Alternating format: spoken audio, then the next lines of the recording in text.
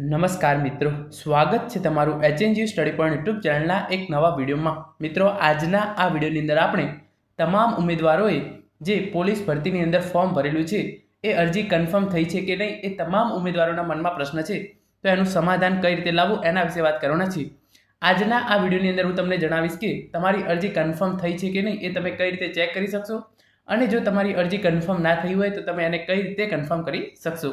પહેલાં હું જે ઓફિશિયલ વેબસાઇટ પર જે ઇન્ફોર્મેશન આપવામાં આવી છે એની તમને ઇન્ફોર્મેશન આપીશ, અને પછી જો તમે કહેશો તો વેબસાઇટ પર જઈ અને તમને પ્રેક્ટિકલ પણ જણાવીશ કે તમારી અરજી કન્ફર્મ થઈ છે કે નહીં એ તમે કઈ રીતે ચેક કરી શકો છો। તો તમે જોઈ શકો છો એ પ્રમાણે તારીખ 25/4/2024ની આ ઓફિશિયલ નોટિસ છે, અને અહીંયા લખ્યું છે અરજી કન્ફર્મ કરવા અંગે જરૂરી માર્ગદર્શન, એટલે કે તમારી અરજી કન્ફર્મ થઈ છે કે નહીં એ તમે કઈ રીતે ચેક કરી શકશો એના વિશેની માહિતી છે એ અહીંયા આપવામાં આવેલી છે, અને આ ઓફિશિયલ ઇન્ફોર્મેશન છે, એટલે તમે આ પ્રમાણે કરશો તો તમારી અરજી કન્ફર્મ થઈ છે કે નહીં એની ઇન્ફોર્મેશન તમને મળી જશે। તમામ ઉમેદવારો પોલીસ ભરતીની તમામ અપડેટ મેળવવા માટે ચેનલને જરૂરથી સબસ્ક્રાઇબ કરી લેજો।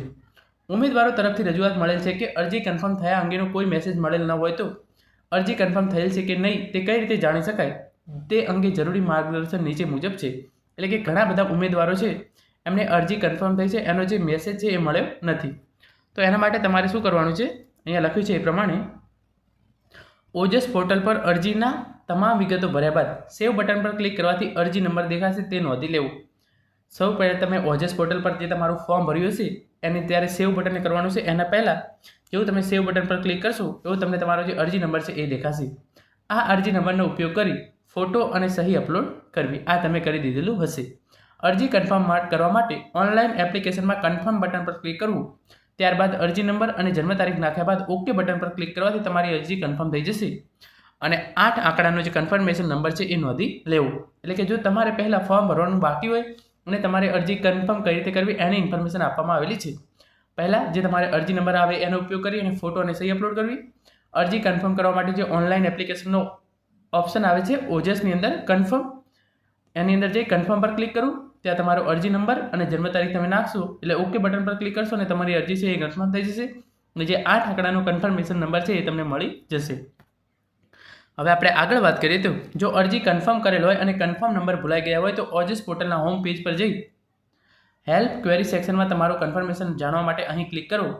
ઉપર ક્લિક કરવાથી એન્ટર એડવર્ટાઇઝમેન્ટ નંબરની અંદર જે આ નંબર છે એ નાખવાનો છે GPRB 2023-24/1, અને મોબાઈલ નંબર અને જન્મ તારીખ નાખી તમારો કન્ફર્મેશન નંબર જાણી શકો છો। એટલે કે તમે તમારી અરજી કન્ફર્મ કરેલી હોય પણ જે તમારું જે કન્ફર્મેશન નંબર છે એ તમે ભૂલી ગયા હોય તો તમારે ઓજસ પોર્ટલ પર જવાનું છે, એની અંદર એક ઓપ્શન છે હેલ્પ અને ક્વેરી, એની અંદર તમારું કન્ફર્મેશન જાણવા માટે અહીં ક્લિક કરો એવો ઓપ્શન આપવામાં આવેલો છે, ત્યાં તમારે જે એડવર્ટાઇઝમેન્ટ નંબર છે એ નાખવાનો છે અહીંયા GPRB 2023-24/1, પછી મોબાઈલ નંબર અને જન્મ તારીખ નાખી તમને તમારો કન્ફર્મેશન નંબર છે એ મળી જશે જો તમે તમારી અરજી કન્ફર્મ કરેલી હશે તો। આગળ આપણે વાત કરીએ તમે અરજી કન્ફર્મ કરેલ છે કે નહીં અને કન્ફર્મ થઈ છે કે નહીં તેની ખબર ના પડતી હોય તો નીચેની લિંક ઉપર ક્લિક કરવાથી તમારો કન્ફર્મેશન નંબર મળી જશે।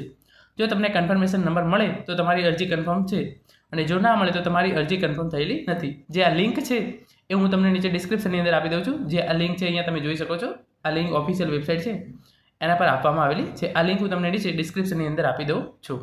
તો તમારે શું કરવાનું છે, સિમ્પલી જે એ વેબસાઇટ છે એના પર ક્લિક કરવાનું છે।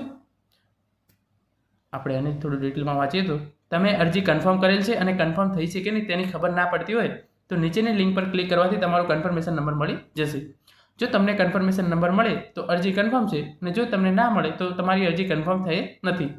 જો અરજી કન્ફર્મ થયેલ ના હોય તો તમારે અરજી કન્ફર્મ કરવાની થાય અથવા નવેસરથી બીજી અરજી કરવાની થાય। એટલે કે જો તમે ફોર્મ ભરી દીધેલું હોય પણ અરજી કન્ફર્મ કરવાની બાકી રહી ગઈ હોય તો તમારે ઉપર મેં જણાવ્યું એ પ્રમાણે ઓનલાઈન ઓજસ પોર્ટલ પર જવાનું છે, અને તમારી જે ઓનલાઈન એપ્લિકેશનમાં જઈ અને કન્ફર્મ જે છે અરજી એ કરવાની છે, અથવા તો તમારે નવેસરથી બીજું ફોર્મ ભરવાનું થશે। આ વેબસાઇટની લિંક હું તમને નીચે ડિસ્ક્રિપ્શનની અંદર આપી દઈશ। જો તમે આ વિડીયોની અંદર પ્રેક્ટિકલ કઈ રીતે કરવું ઓજસ પોર્ટલ પર જઈ અને આ તમામ એ જાણવા માગતા હોય તો નીચે કોમેન્ટ સેક્શનની અંદર જરૂર જણાવજો, હું આજે સાંજે જ એના રિલેટેડ વિડીયો બનાવી અને ચેનલમાં અપલોડ કરી દઈશ। તમામ વિદ્યાર્થી મિત્રો જરૂરથી કોમેન્ટની અંદર જણાવજો કે તેમને પ્રેક્ટિકલ વિડીયો જોઈએ છે કે નહીં, કે આ થિયરિટિકલ માહિતી છે એના પરથી જ તમે તમારું કામ છે એ કરી લેશો। તો મિત્રો આ હતો આજનો video. Thank you so much for watching.